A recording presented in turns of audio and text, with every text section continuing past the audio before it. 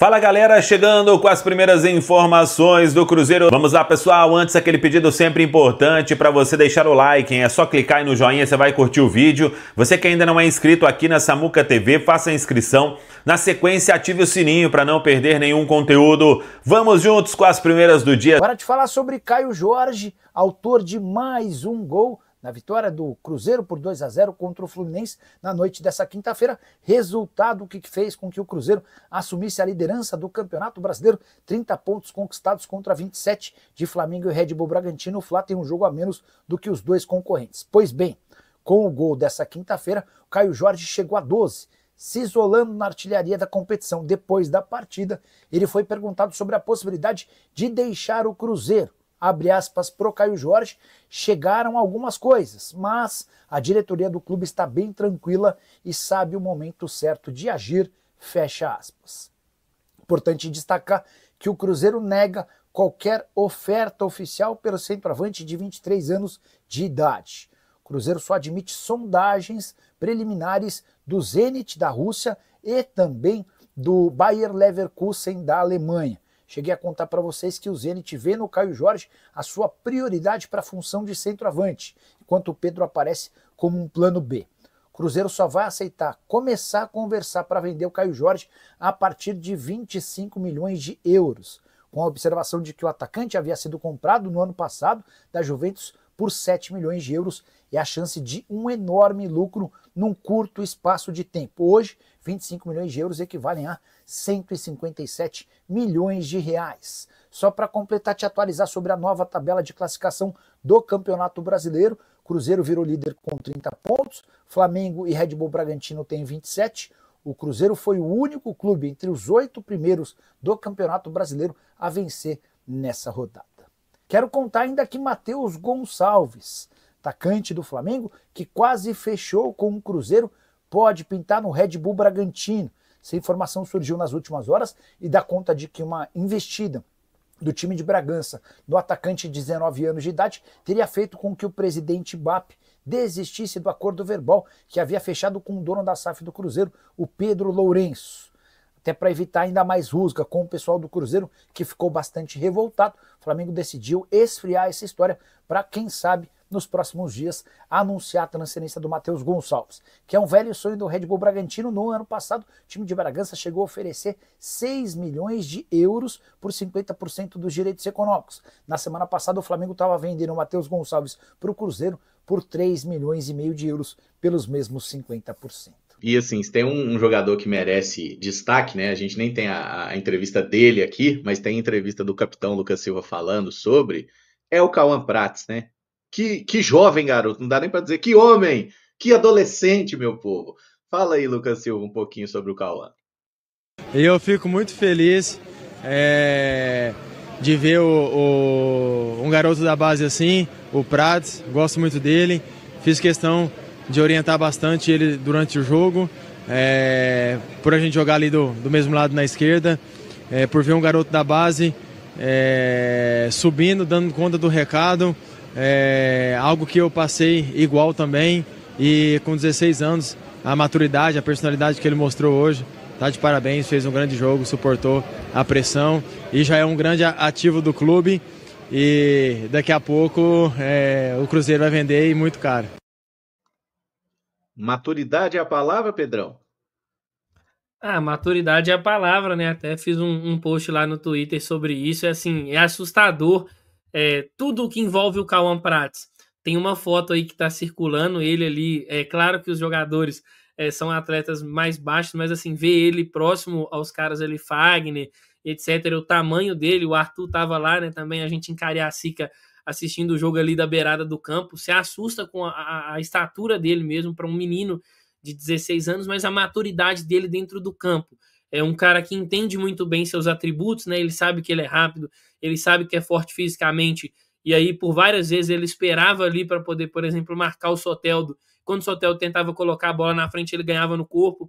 Ele sabe que na velocidade talvez ele não ganhe do Soteldo, mas ele sabe que ele tem o privilégio físico, e aí ele conseguia usar isso muito bem, e a serenidade dele, porque às vezes você olha para o atleta ali mais novo e você consegue perceber, né, no visual que ele tá mais nervoso, que ele não tá se sentindo confortável. Isso não aconteceu com o Cauã, mas isso que o Lucas Silva traz é um ponto que mais me chama a atenção nele, assim, a serenidade dele para escutar os mais velhos, ser um cara atento. E eu lembro lá em Cariacica, na nossa entrevista com o Lucas, lá no hotel, né, e ele falou muito bem desse grupo de jovens jogadores que estão no Cruzeiro hoje, ali, que figuram entre os profissionais. Acho que o Cauã é o principal deles, assim, e eu já falava há algum tempo aqui na Samuca TV que é o atleta que eu tenho mais expectativa com relação à projeção, com relação ao talento que ele pode desenvolver ainda, e é legal demais. Acho que era um jogo também nada melhor do que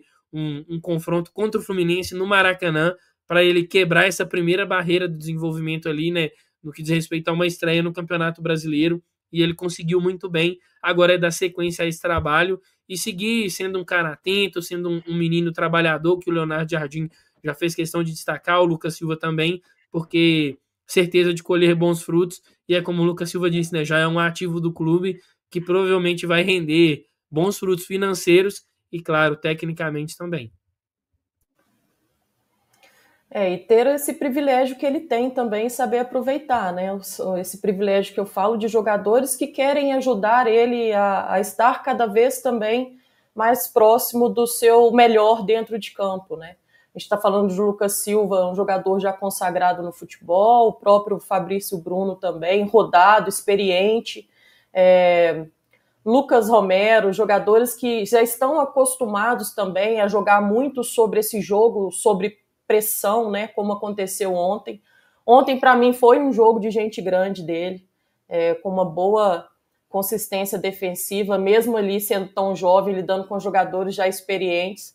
Quando não tinha o John Arias, tinha o Soteldo, então as coisas não estavam fáceis para ele, e acho até que ele não sentiu essa responsabilidade, pelo menos não aparente, porque jogar numa estreia de um campeonato tão disputado como é o Campeonato Brasileiro, no Maracanã, vivendo esse bom momento do Cruzeiro e querendo cada vez mais defender também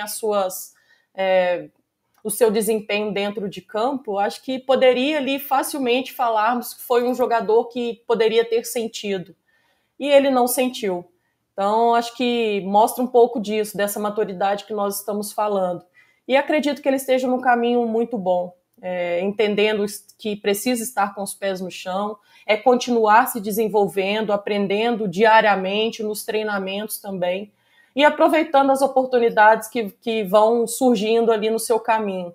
Eu acho que ontem aconteceu, não somente falando do Campeonato Brasileiro, mas ele já vem na temporada em 2025, desde que subiu ao profissional, deixando boas impressões. E para um início de uma carreira promissora, isso é excelente.